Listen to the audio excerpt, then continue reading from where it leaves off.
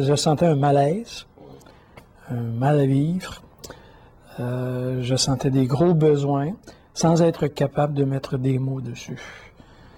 Et ce n'est qu'avec le travail, le cheminement, que je suis maintenant capable de, en tout cas, de mieux comprendre, de mieux conceptualiser les besoins que j'avais à l'époque.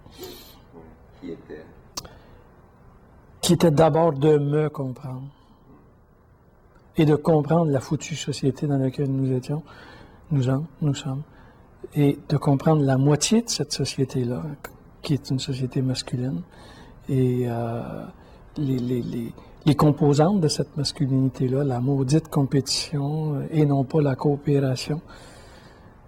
Il y a 10 ans, quand je suis arrivé, quand je suis allé faire une session, c'est que moi, j'avais un urgent besoin.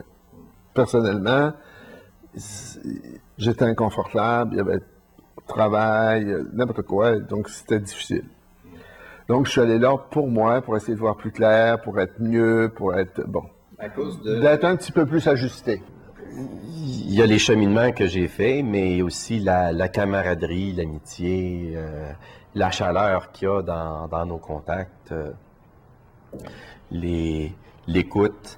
Il n'y a pas beaucoup de personnes avec qui je peux parler de ce genre de choses, des émotions, de cette façon-là. Puis il n'y a pas beaucoup d'hommes qui me parlent de leurs choses non plus à ce niveau-là.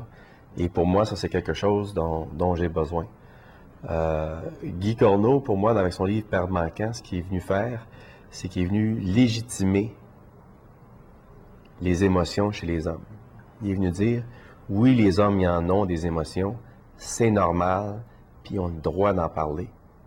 J'avais besoin d'entendre ça parce que moi, je suis un être qui a vécu, qui a ressenti beaucoup d'émotions, et j'avais l'impression de ne pas pouvoir en parler. J'avais des parents qui n'exprimaient pas ces choses-là et qui n'étaient pas à l'aise de recevoir ces choses-là. Alors, cette légitimation, puis le réseau apporte ça. C'est fort parce qu'on se dévoile des côtés très intimes de nous-mêmes que des fois notre conjoint puis nos amis de toujours connaissent pas. Fait que d'avoir ces révélations-là, ça crée des liens d'amitié, je trouve, qui sont très forts. Très, très forts. Et c'est une grande force du réseau. Même les gars qui quittent les groupes, des fois, ou les groupes qui arrêtent de fonctionner, les gars restent amis puis continuent à se voir individuellement pendant longtemps à cause de la force des liens qui sont là.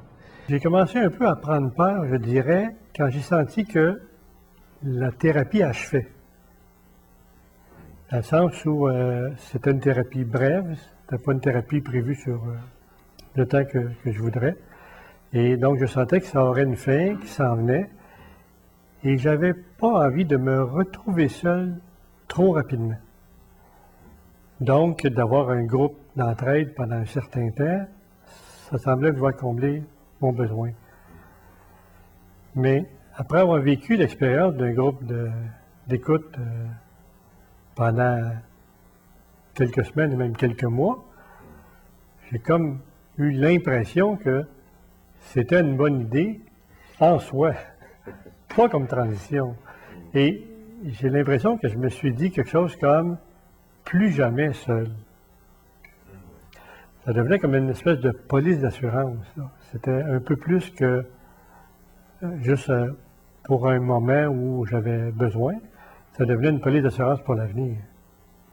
Peu importe ce qui m'arriverait dorénavant dans ma vie, plus jamais seul pour vivre ça, pour passer à travers. La vie éloigne aisément. On reste un peu seul dans la vie. Alors, mais il y a des solitudes qui sont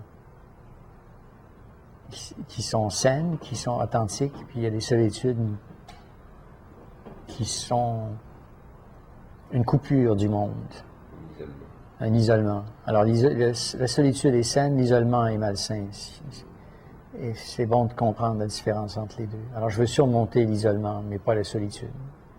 La solitude, je peux vivre quelque chose qui est tout à fait sain. Je comprends ce que je suis, je comprends bien les choses dans la solitude. Dans l'isolement, je suis coupé des autres et là, il y a une partie de la vie qui me manque. Thank